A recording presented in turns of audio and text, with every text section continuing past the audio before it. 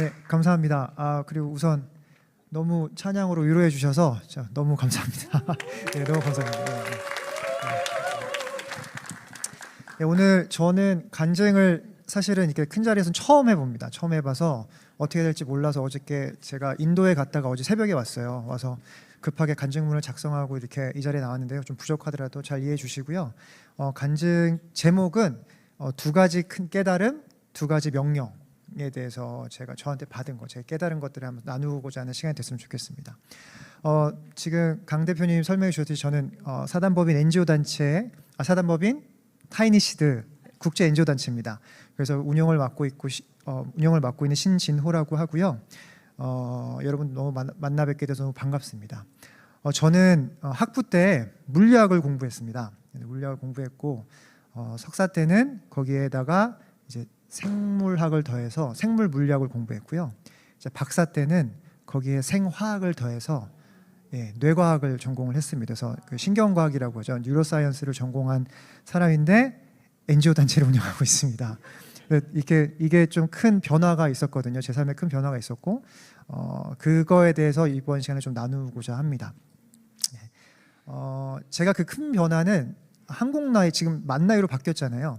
한국 나이로 30살 때 그 변화를 찾아왔습니다. 30살 3월, 제가 아직도 기억하는 게 원래 보통 3월 2일 날 개강을 하거든요. 학교가 이제 시작되는데 3월 2일이 주일이었어요. 그래서 3월 3일에 학교를 개강을 하게 되었고 이제 박사과정에 들어가는 해였어요. 30살 3월 달에. 그리고 그날이 이제 2월 달이 원래 28일까지 있잖아요. 그 해에 2월 달이 29일까지 있었습니다. 근데 제가 그 2월 29일에 교통사고를 당해요. 그래서 박사과정 입학을 이제 확정 짓고 나서 이제 학교 앞에서 이제 들어가려고 준비하다가 2월 29일 교통사고 나는데 그때 이제 제 나이가 뭐 짐작하실지 모르겠지만 제가 44살이거든요. 한국 나이로 지금 만 44살인데 그때 당시에 네네 그때 여튼 뭐 감사합니다. 네. 그래서 그 당시에 이제 제가 이제 30살 한국 나이로 30살 되던 해에 2월 29일 날 그 당시 어떤 게 유행했냐면 스쿠터가 굉장히 유행을 막 하게 됐어요. 기억나시는 분들이 모르겠지만 도로에 그냥 작은 스쿠터도 아니고 막 큰 스쿠터들이 막 다니고 막 그런 시기였습니다. 저도 엄청 타고 싶었던 거예요. 그래서 20대 후반에 이왕 탈 거면 큰 거 타자.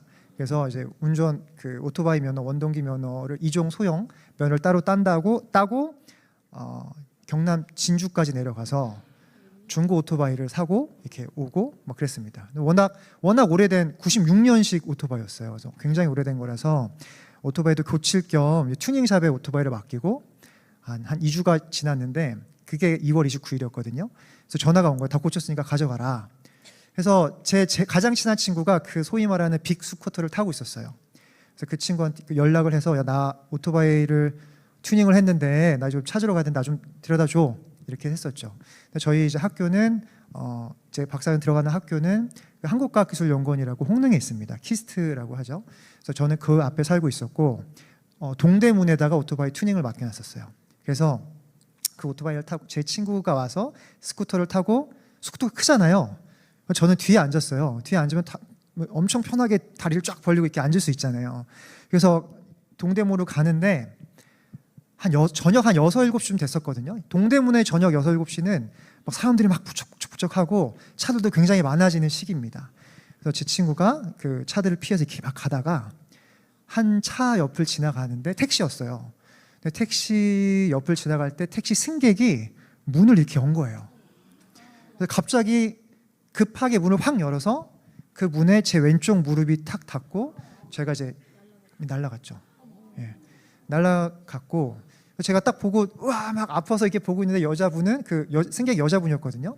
아마 동대문 그 밀리오레 뭐 이런 데서 일하시는 분이셨나 봐요. 시간이 늦었다고 문 닫고 확 그냥 가시더라고요.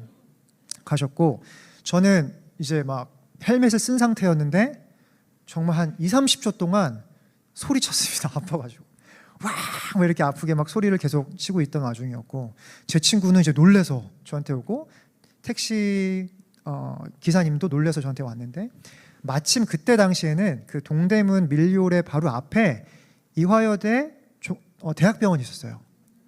그래서 마침 제가 쓰러지고 있으니까 그 기사님과 제 친구가 저를 이제 차에 태워서 이대 병원에 갑니다. 근데 갔는데 이제 응급실에 갔죠. 갔는데 마침 또 제 고등학교 동창이 전문의를 따고 응급의학과에 있던 거예요. 여자 친구였는데 그 친구가 저를 제가 막 실려오는 걸 제가 딱 보고 막 저한테 달려와서 제 왼쪽 무릎을 이렇게 잡고 흔드는데 무릎 밑이요 이렇게 흔들리는 거예요. 네. 아예 이 위치 그 충격에 딱 봐서 이렇게 막 흔들렸습니다. 이렇게. 그 친구가 친구니까 좀 거칠게 말하면서 뭐 야 이 자식아 너 이 나이 먹고 왜 오토바이를 뭐 타가지고 너 수술해야 돼. 수술해야 되는데 제대로 못 걸을 수 있어. 이러면서 눈시울이 빨개지더라고요. 그래서 제가 그 얘기를 딱 듣고 얘 뭐지? 네. 그리고 또 기절했습니다. 그러니까 아프면 기절하더라고요. 아프면 사람이 기절을 한대요. 그래서 또 기절하고 또 일어나고. 그래서 저는 3월 3일 날 학교에 가야 되니까 나는 여기 못 있는다. 나 학교 앞에 가서 다시 진찰 받겠다. 그래서 그 밤에 바로 제 친구한테 부탁해서 다시 택시를 잡아서 학교 앞으로 월곡역 쪽으로 가서 학교 앞에 있는 작은 정형외과에 들어갔습니다. 들어가서 제 다리를 이렇게 막 보시더니 똑같은 말씀하시는 거예요. 지금 수술을 해야 되고 한데 제가 다리가 지금 사고 직후라 엄청나게 부어 있었거든요.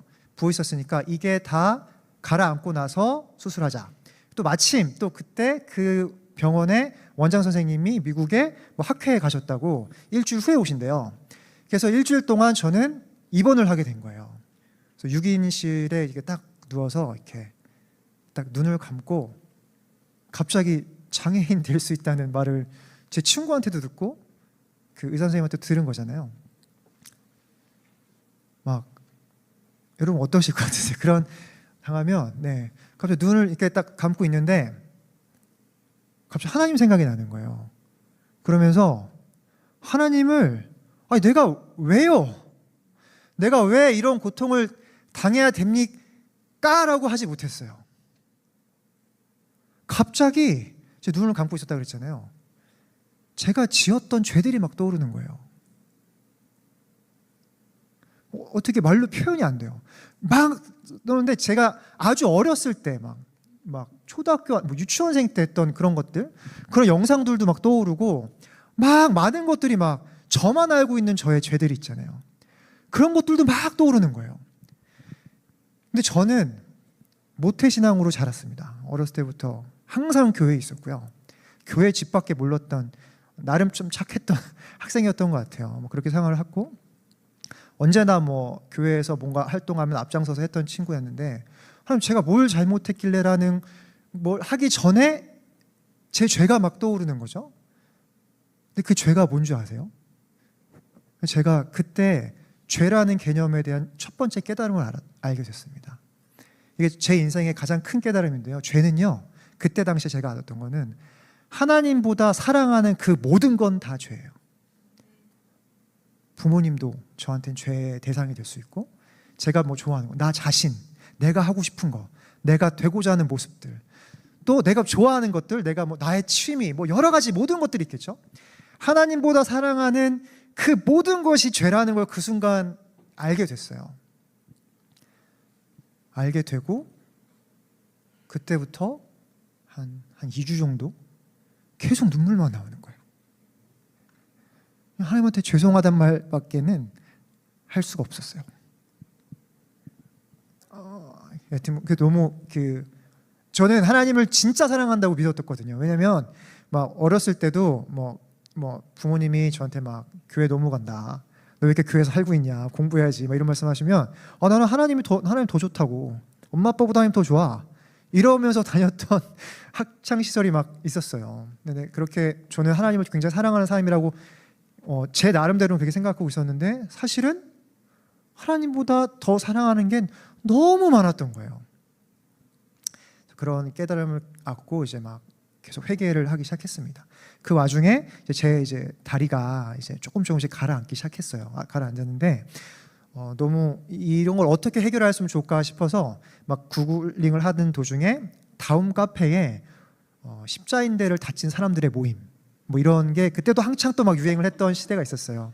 그래서 그 카페에 들어가서 글을 보니까 경희의료원의 정형외과 교수님 중에 한 분이 국가대표 축구 선수 이렇게 고쳐주시고 지점하시는데, 그분이 보존 치료라고 해가지고 수술 없이 치료하는 경험이 있으시다라고 해서 당장 그 경희의료원으로 갔죠. 경희의료원 가서 이제 MRI를 진짜 심층 분석을 제 다리를 한 거예요. 그래서 왼쪽 MRI를 찍고 멀쩡한 오른쪽 MRI를 찍어서 비교를 딱 해주시는데, 저희 몸에 아킬레스건 있잖아요. 아킬레스건 뒤에 있는 게 되게 두껍잖아요. 그거보다 더 두껍다고 해요. 후방 십자인대라고, 전방 십자인대, 후방 십자인대가 있는데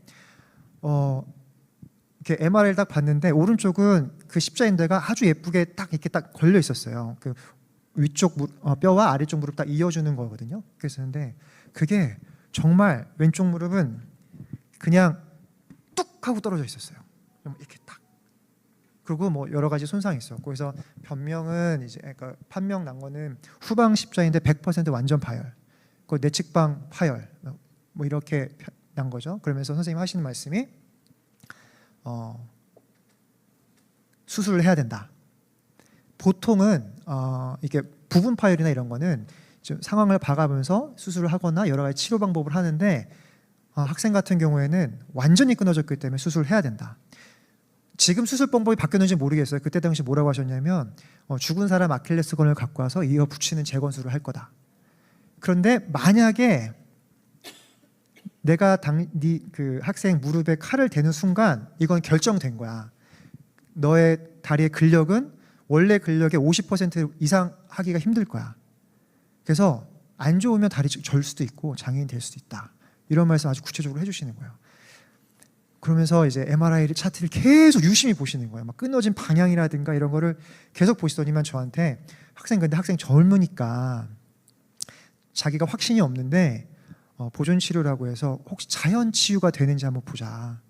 그래서 그렇게 된 다음에 한 6개월 지난 다음에 효과가 없으면 그때 가서 수술해도 늦지 않지 않냐, 이렇게 말씀해 주시더라고요. 그래서 제가 알겠습니다 하고 그날 발끝부터 이까지 통깁스를 하고요. 6개월 동안 학교 기숙사에 누워 있었어요. 예. 근데 학교 지금 입학 막 그러니까 박사과정 갔는데 그냥 기숙사에만 있었어요. 수업 하나도 못 듣고. 그래서 학교에서 배려를 해주셔서, 근데 그 학교가 이제 과학기술연합대학이라고 이제 그 석사 박사과정만 따로 뽑아서 그 전액 장학금을 국비로 주는 학교였거든요. 공부하는 게 학교에서 해줘서 제가 6개월 동안 기숙사에 누워 있었고, 저는 6개월 동안 그래서 아무것도 못 하니까 기도하고 성경 보고 찬양하고, 기도하고 성경 보고 찬양하고, 그 중에 기도를 제일 많이 했어요. 그러니까 하나님한테 이제 회개하는 기도가 가장 컸겠죠.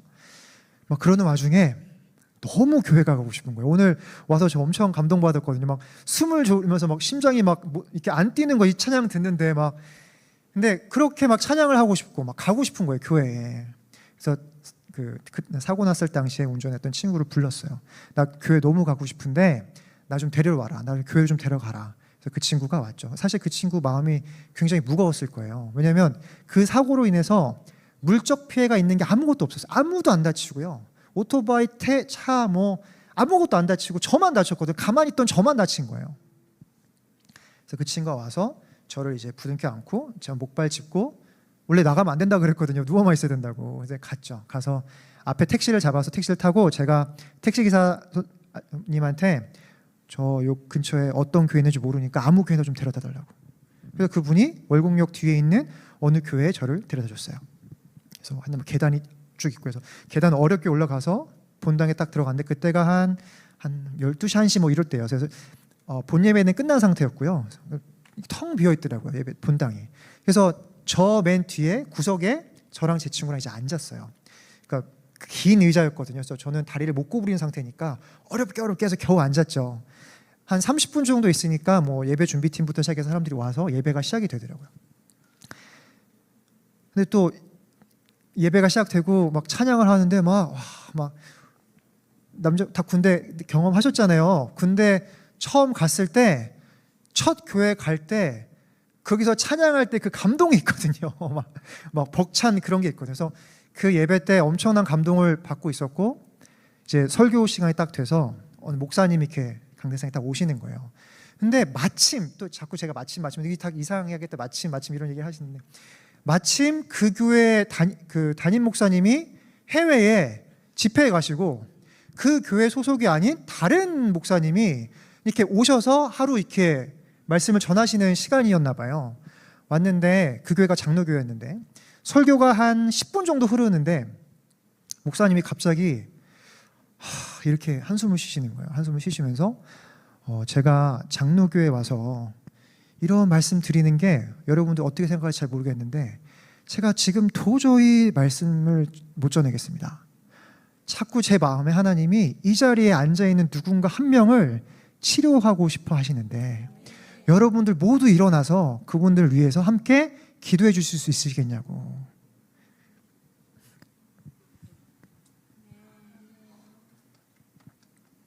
그래서 이제 다들 일어났는데 저만 앉아 있었어요. 저는 못 일어나잖아요. 그래서 모두 일어나서 이제 기도를 하셨죠. 기도를 하시고 그때부터 제 친구가 막 우는 거예요. 그래서 저도 이제 그때 기도를 했는데 그때 놀라운 경험을 했어요. 이게 두 번째 깨달음이에요. 그 깨달음이 뭐냐면 두려움이 사라지는 거예요. 제가 엄청 두려웠거든요, 사실. 못 건다고 하니까 이게 안 나올 수 있는 거고 못 걷는다고 하니까 엄청 두려웠는데 이상하게 두렵지가 않은 거예요. 그래서 제가 어떻게 기도했냐면 하나님 저 다리 안 고쳐줘도 상관없습니다. 그냥 하나님 하라는 대로 하고 하나님 사랑 전하면서 살겠다고 그렇게 말씀을 드렸습니다. 괜찮습니다. 하나님 전하면서 살겠다고 이렇게 기도를 했어요. 그렇게 하면서 정말로 제 진심은 정말로 안 고쳐주셔도 상관없다라는 마음이 진짜 들었어요. 그래서 감사합니다. 그래서 근데 그때 기도하면서 하나님 만약에 이 다리가 어떻게 될지 모르지만 정말 안 고쳐 상관없지 만약에 고쳐주시면 하나님 가라면 가고 하나님 서라면 서서 하나님 증거하면 살겠다고 이제 고백을 했습니다. 그래서 고백을 하고 그 두려움이 사라졌다는 거에 너무 감사하고 기쁜 마음에 이제 기숙사로 돌아와서 이제 기도하고 그렇게 생활을 계속했어요. 그래서 이제 원래 계획했던 6개월 동안 누워 있었던 시간이 지나고 6개월 후에 병원에 갔죠. 그때 당시에 여자친구랑 사고 낸 친구랑 같이 갔어요. 갔는데 MRI를 찍었습니다. 이거 캐스트 풀면 아시겠지만 다리가 완전 쪼그라져 있잖아요. 6개월 동안이니까 얼마나 작아져 있었겠어요. 그래서 MRI 찍고 놀란 다리를 보고 MRI를 보는데 끊어진 흔적이 없는 거예요. 네, 이게 진짜 놀라운 사실입니다. 그러니까 붙어도 너무 이쁘게 붙었어요. 그래서 의사 선생님께서 레지던트 인턴들 불러가지고 이거 보라고. 그러면서 제가 이렇게 있는데 화면을 의사분들이 다 가리고 그걸 계속 관찰하고 있는 거예요. 네. 그래서 그 진료실 밖에서 제 여자친구와 그 사고 낸 친구도 울고 있고. 그러면서 그 의사 선생님이 하는 말씀이 이게 기적인 것 같다고 그렇게 말씀해 주셨어요. 그 당시에 여자친구가 지금의 제 아내입니다. 그래서 아내라서 제가 떳떳하게 말씀을 드렸던 거고요. 네, 그래서 그 일이 있은 이후에 학교로 돌아가서 이제 공부를 열심히 했죠. 하나님이 왜냐 박사과정 가는 것도 우여곡절이 굉장히 많았거든요. 그래서 가서 열심히 하고 했는데 저희 실험실은 굉장히 유명한 포인트 하나가 있었어요. 그 포인트가 뭐냐면 저 위에 선배들이 굉장히 많았거든요. 계속 있었겠죠. 아무도 박사학위를 못 받았어요.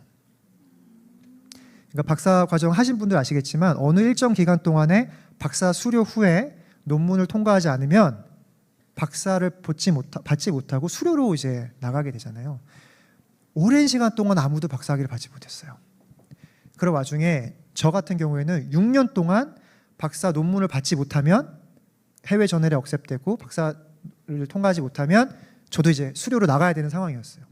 그렇게 시간이 흘러서 5년 정도 됐을 때 제가 결혼을 하고 그 여자친구랑 결혼을 하고 결혼을 하니까 저는 이제 그 청량리 그 부근에 동안교회를 다녔거든요. 청년교회로 되게 유명한 교회예요.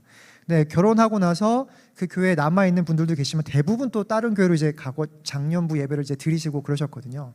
그래서 저도 이제 제 아내랑 이제 교회를 옮겨야겠다 이렇게 생각을 하고 있었는데, 마침 아는 누나가 대학로에 어느 작은 집에서, 어느 작은 건물에서 예배를 드리는데, 미국에서 오신 목사님이 예배를 하시고, 그분이 구세군 출신의 뭐 사람들을 많이 돕고 정말 좋은 삶을 살고 계시는 것 같다, 너도 한번 와서 한번 예배 참여해 보는 게 어떻겠냐 해서 갔어요.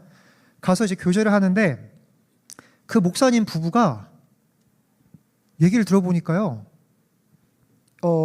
뉴저지에 뭐 나이트클럽도 하시고 갈비집도 하시고, 뭐 자기 집이 문이 열리고 나서 20분 동안 걸어가야 건물이 나오는 저택에 살고 계신 분이시라고 하더라고요. 그런데 하나님 믿고 나서 그 문 다 열고 다 남 주고 할렘에 들어가서 어려운 사람을 이렇게 케어하면서 사셨다는 삶을 들었어요. 그래서 제가 너무 놀란 거예요. 그래서 제 아내랑, 예수님처럼 사는 사람이 있네, 세상에 예수님처럼 사람이 있네.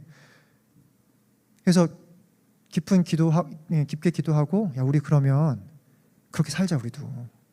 그래서 어차피 저는 5년 지났잖아요. 5년하고 1학기가 지날 무렵이었으니까 학위를 받기는 불가능했어요. 왜냐하면 저희 교수님이 논문을 못 쓰게 했어요, 저한테. 저희 선배들도 다 마찬가지예요. 그래서 어차피 학위 못 받을 거 이쯤에서 중단하는 게 좋겠다. 제 아내는 11번가에서 아주 열심히 막 잘 하고 있었어요. 그때 당시 11번가 막 붕업 잘 뜨고 있었거든요. 그래서 저는 자퇴서를 쓰고요, 아내는 사퇴서를 쓰고 그 목사님 부부를 돕기로 해서 그 단체에 들어갔어요. 월급 안 받고. 저희가, 왜냐하면 그 단체 굉장히 작은 단체였고 없어서 저는 그냥 뭐 어떻게든 알바를 하겠다 해가지고 들어갔는데, 갑자기 그 목사님 부부가 제가 들어가고 한 달 만에 미국으로 가신 거예요. 미국인이셨거든요. 미국으로 가시고 나서 안 돌아오시는 거예요. 연락도 안 돼요. 이건 또 아니, 제 안에 저희 월급도 없잖아요. 뭐 다니던 회사도 그만뒀고 저 학교에서도 이제 뭐 받는 것도 없고 어떻게 살아야 되나, 막 그렇게 엄청 또 기도해요. 분명히, 근데 이 경험상 분명히 무슨 뜻이 있을 거다. 그래서 하나님한테 계속 기도했어요. 하나님, 어떻게 해야 됩니까? 어떻게 됩니까? 근데 알고 보니까 그 미국 부부가 자기 딸이, 아까 맨 처음에 그 장소는 사실은 기독교 쉼터 선교회라는 우리나라 거의 최초의 공동체 교회 자리예요. 그 교회가 잘 되고 있다가 어느 순간 이제 어떤 교회 사정 때문에 교회가 문을 닫고, 그 교회의 목사님이셨던 분이 만든 작은 NGO 같은 단체였죠. 그 단체를 미국 부부한테 위탁으로 운영을 맡겼다가 이렇게 간 건데, 그게 한 30년 동안 원래 기독교 쉼터 선교회가 했던 역사가 있거든요. 근데 그 모든 역사를 이 미국 부부가 자기 딸이 했다고, 미국에서 단체를 설립하면서 자기 딸이 모든 거를 했다고 거짓으로 해서 어느 정도 수준까지 올라갔냐면, 미국 국방부에서 지원을 받을 정도로 이 여자, 그 따님한테, 그리고 미국 최상류층 정치 뭐 이런 인까지 될 정도로. 근데 그분이 몇 년 후에 우리나라 뉴스에 나왔죠, 사기로. 네, 그 학력 위조, 하버드 안 나왔는데 나오고, 그 이제 하여튼 주류 사회, 미국 주류 사회에서 했던 그런 사례로 한 몇 년 전에 뉴스에 나왔어요. 근데 그 분의 부모님이 그 단체 운영하고 계셨던 거예요. 그러니까 저는 막 이런 상처를 안고, 또 이건 또 뭔가 이게 크게 하고 있다가 갑자기 학교에서 연락이 왔어요. 학교에 학생 주임 격인 교수님이 전화 오셔서, 신군, 말도 안 된다. 너 그렇게 맨날 밤새고, 제가 일주일에 한 3-4시간밖에 못 잤거든요, 실험하느라고. 그렇게 열심히 했는데 이렇게 그만두는 거는 아니다. 너희 교수님이 학위 잘 안 주는 거 나도 잘 알고 있다. 근데 그래도 끝까지 마무리 한번 줘봐라. 지금 한 학기 남은 상태에서 제가 자퇴서 썼잖아요. 내가 그 자퇴서 휴학원서로 바꿔줄게. 학교로 돌아와라. 그래서 학교로 돌아갔어요, 다시. 있을 수 없는 일이거든요. 그래서 학교에 돌아가서 한 학기 남은 시점이잖아요. 그래서 그때 이제 제가 교수님한테, 교수님 저 논문 쓰겠습니다. 그랬더니 네 마음대로 해라. 이러시는 거예요. 사실은 약간 더 안 좋게 비아냥거렸었어요. 왜냐하면 아무도 못 받았고 저희 선배 중에. 제가 열심히 논문을 써서 이제 외국 해외 저널에 투고를 했습니다. 저는 이제 분자생물학과, 그러니까 그 단백질 구조 분석을 했는데 보통 2, 3년 걸려요. 논문 하나 억셉되는데. 근데 6개월 남은, 한 학기 남은 시점이잖아요. 사실은 3개월 남은 시점이었어요. 냈는데 12월 31일까지는 최소한 그해 연말까지는 억셀 베터가 나와야 제가 졸업을 가능해요. 안 그러면 그냥 끝나는 거죠.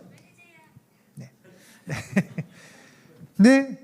12월 30일 밤에 억셀 베터가 온 거예요. 고칠 필요 없이 바로 받아주겠다고. 네네.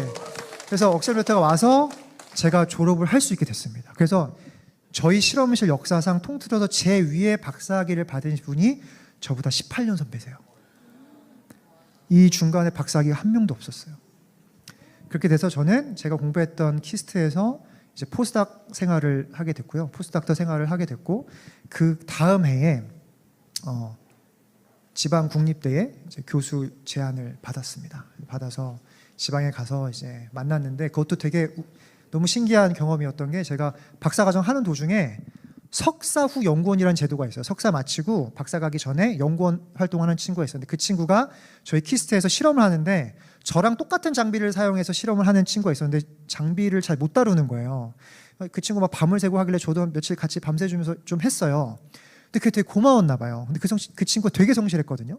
근데 그 친구가 키스트를 나와서 그 지방국립대에 연구원으로 취직을 해서 연구를 열심히 했겠죠. 그 성격대로.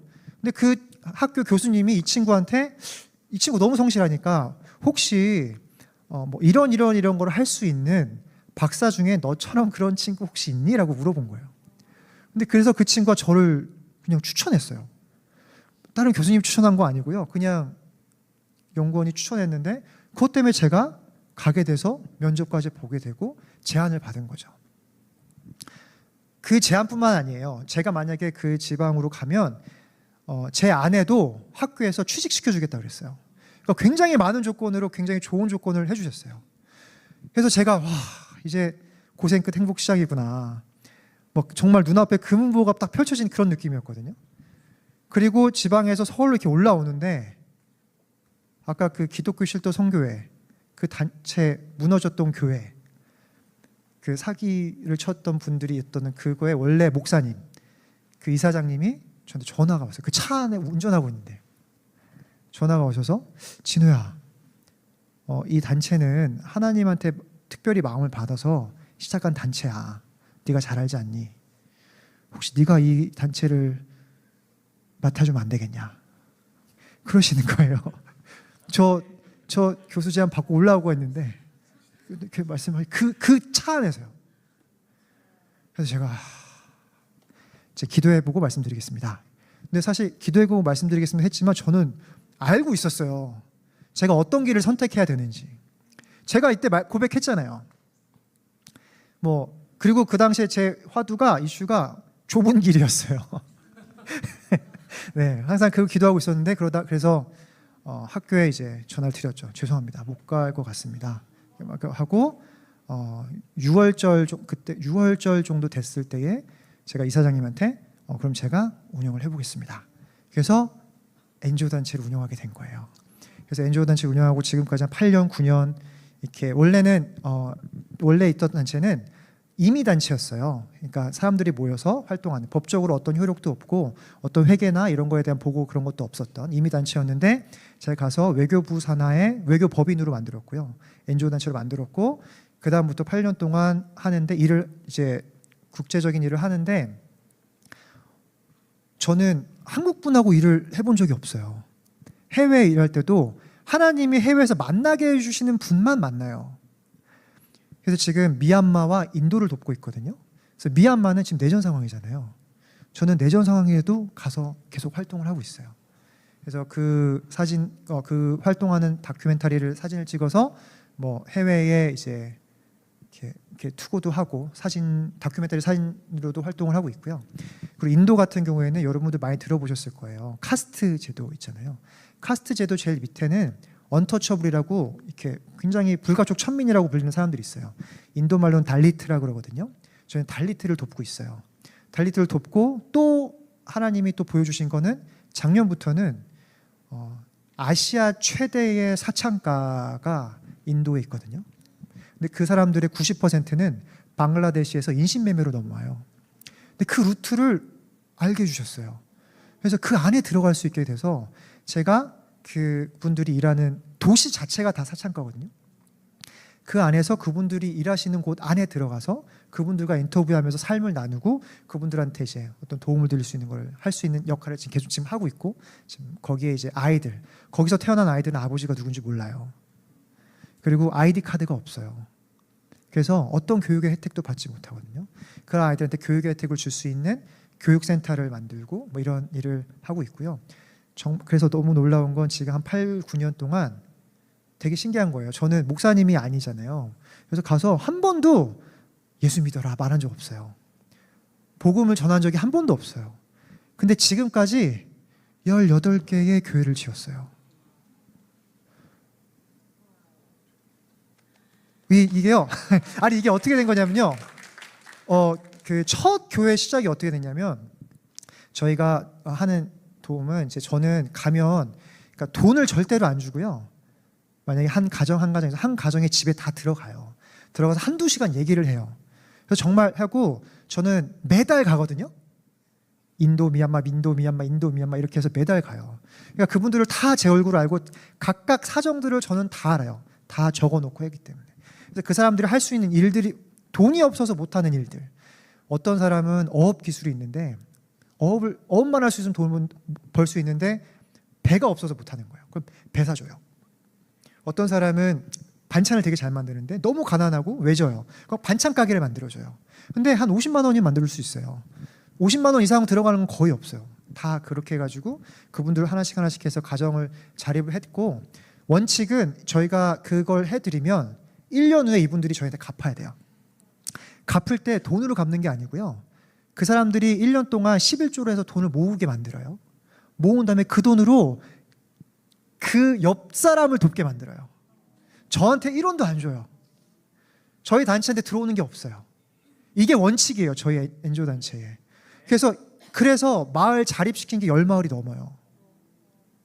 그러다 보니까 이 사람들이 한 2, 3년 지나다가, 저는 외국 그 현지인들하고 막 일한다 그랬잖아요. 현지인 코디네이터들한테 이분들이 궁금해서 물어보는 거예요. 아니 쟤네는 좀 이상해.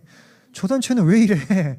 아니 뭐 많은 단체들이 막 가잖아요. 인도도 가고 미얀마도 가고 막. 근데 저 단체는 왜 이래? 했더니 그 코디네이터가 하는 그 사람들 전했던 말이 하나님이 하신 것 같아요. 저 사람들 하나님 믿는 사람들인데 하나님한테 값없이 받은 사랑을 그냥 나눠주는 거래. 그랬더니만 그 사람들이 그럼 나도 그 하나님 믿을래 라고 해서 미얀마의 바간이라는 불교 성지가 있어요. 불교 성지의 교회를 처음 세웠어요. 그 사람들이 원해서. 그리고 또 어느 곳은 저희가 크리스마스 날 막 이제 행사를 막 이렇게 뭐 했는데, 왜냐면 아이들 너무 많으니까 아이들 갖고 막 케이크 사주고 막 같이 정말 즐겁게 놀았는데 1월, 2월 돼서 애들이 찬양을 흥얼거리는 거예요. 그런데 그때 불렀던 예수님이 누구냐고. 그래서 어린이 교회를 지었어요.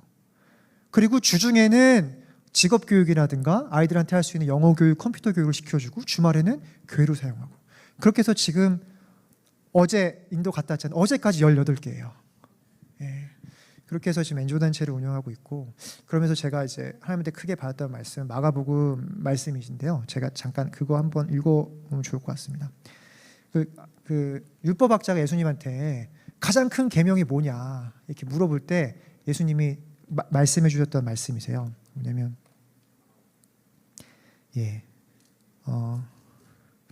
12장 30에서 31절 말씀인데요. 내 마음을 다하고 목숨을 다하고 뜻을 다하고 힘을 다하여 주 너의 하나님을 사랑하라 하신 것이요. 이게 첫 번째 계명이고요. 둘째는 이것이니 내 이웃을 내 자신과 같이 사랑하라 하신 것이다. 이보다 더 큰 계명은 없다. 네, 이 두 큰 명령, 이 계명, 이게 제가 NGO 단체 하면서 제 마음에 이제 품고 살고 있는 말씀이에요. 그래서 이걸 가지고 앞으로 계속 NGO 활동할 거고, 또 여러분들 지금 찬양 정말 너무나 멋진 찬양을 이렇게 멋지게 해주셨는데, 여러분들도 엄청난 사랑을 하나님한테 받으셨을 거고 또 그 사랑을 행하고 계실 거라고 믿어요. 지금 이렇게 찬양해 주시는 것도 저는 엄청난 사랑을 아까 진짜 위로받았거든요. 그러니까 저는 사랑을 느낀 거잖아요. 이렇게 해주신 거에 너무 감사해서 이렇게 하나님 믿고 다른 사람께 연합해서 하나님을 찬양하는 모습이 너무 아름답습니다. 앞으로 계속 응원할 거고 또 저도 하나님한테 받은 마음 최선을 다해서 열심히 살아가도록 하겠습니다. 감사합니다.